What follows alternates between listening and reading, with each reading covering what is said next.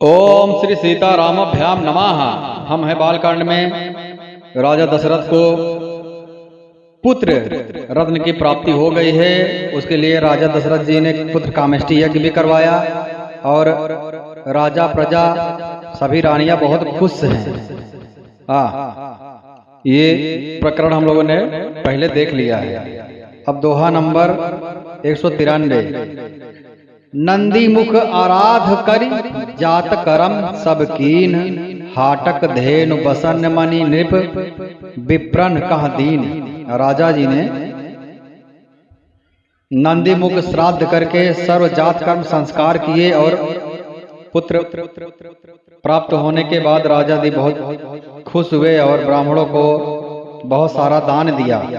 ब्राह्मणों को सोना दान दिए, गौ दान दिए, वस्त्र दान दिए और मड़ियों का दान दिया। नगर की शोभा बढ़ गई। नगर पूरी तरीके से सजा दिया गया।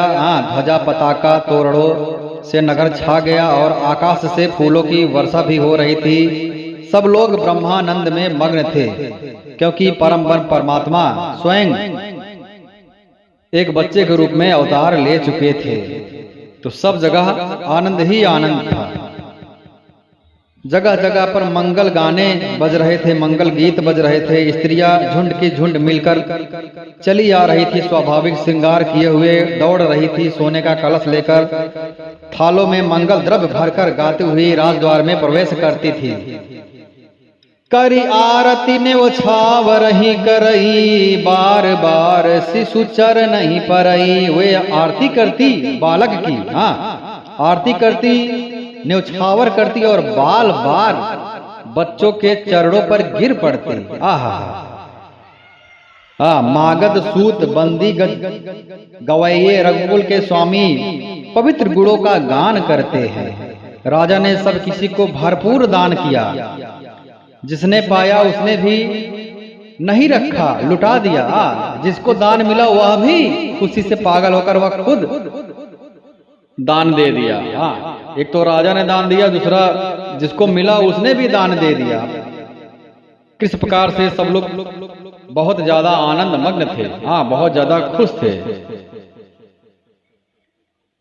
गृह गृह बाज बाधाव, शुभ प्रगटे सुषमा कंद। हर्षवंत सब जहाँ तहाँ नगर नारी नर वृंद।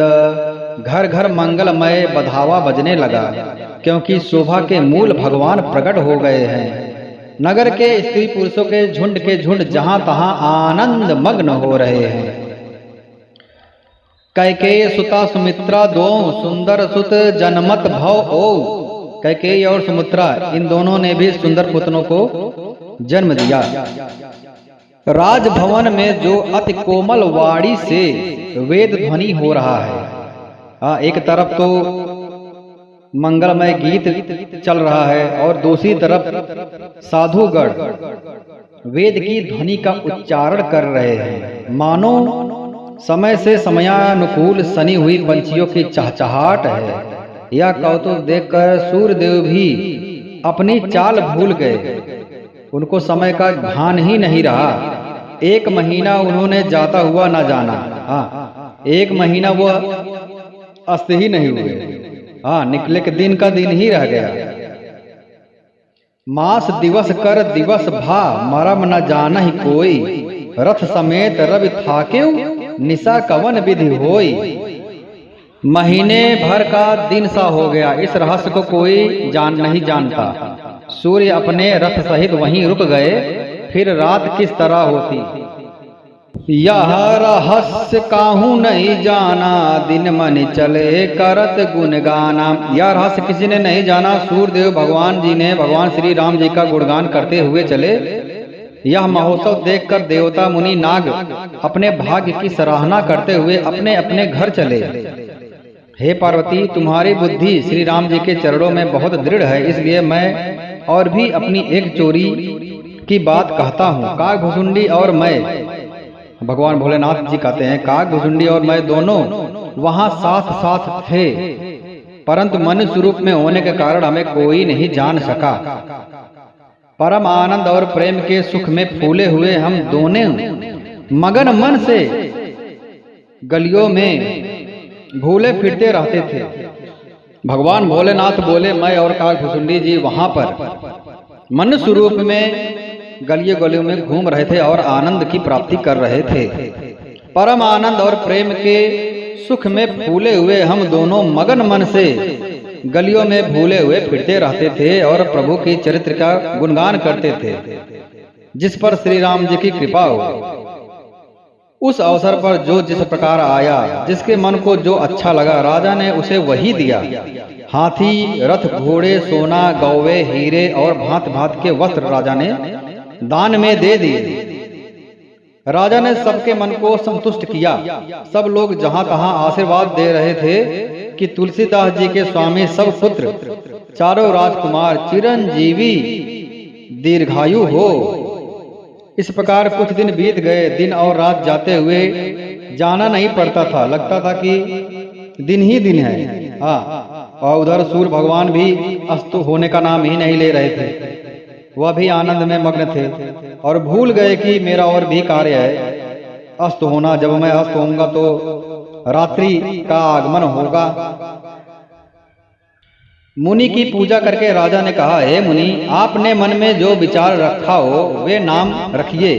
हे राजन, इनके अनेक अनुपम नाम है, फिर भी मैं अपनी बुद्धि के अनुसार कहता हूँ। नामकरण के लिए राजा ने मुनि से आग्रह किया कि क्या नाम रखा जाए अपने पुत्र का।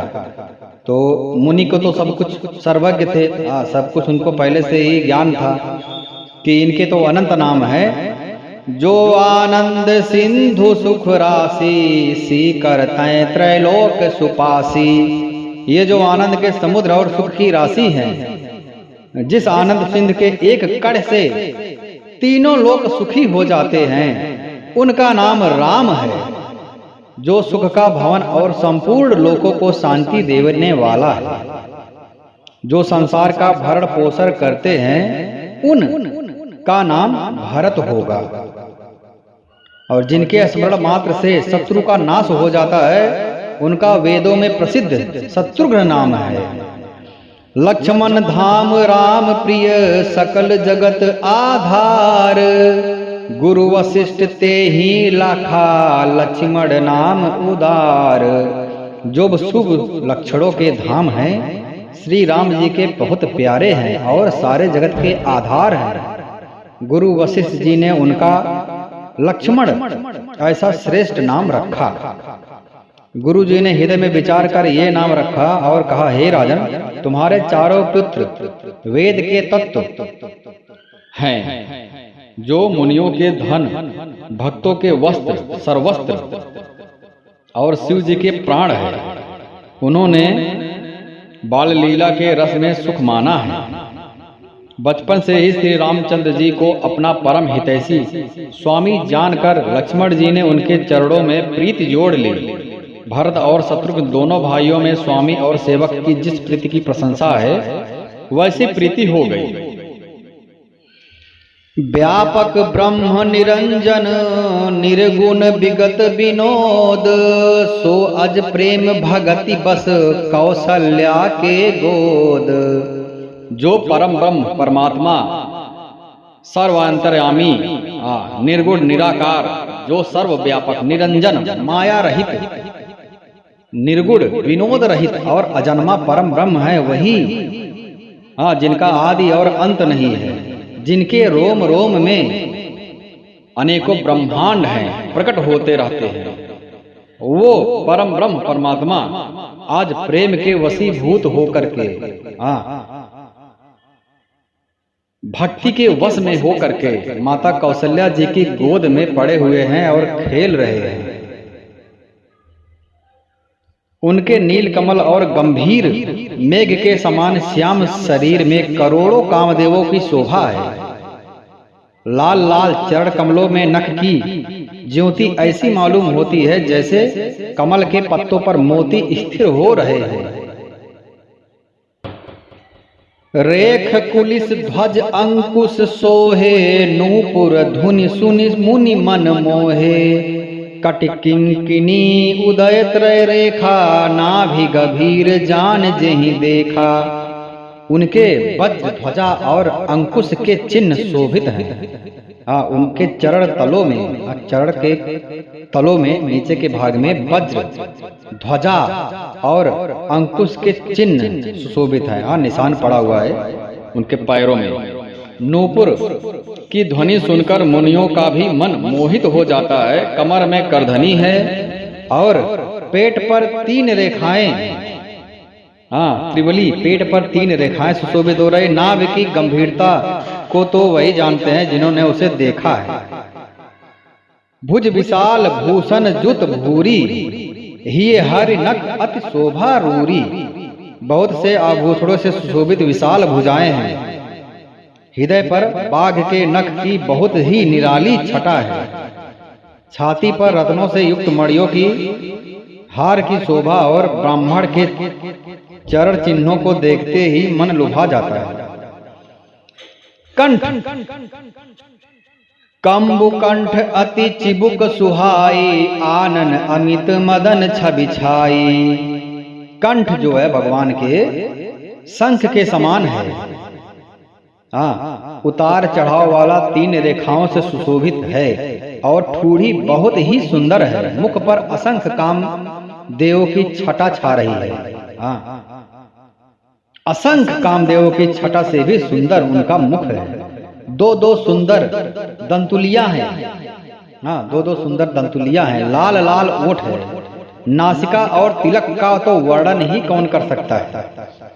सुंदर कान है और बहुत ही सुंदर गाल है। मधुर तोतले शब्द बहुत ही प्यारे लगते हैं।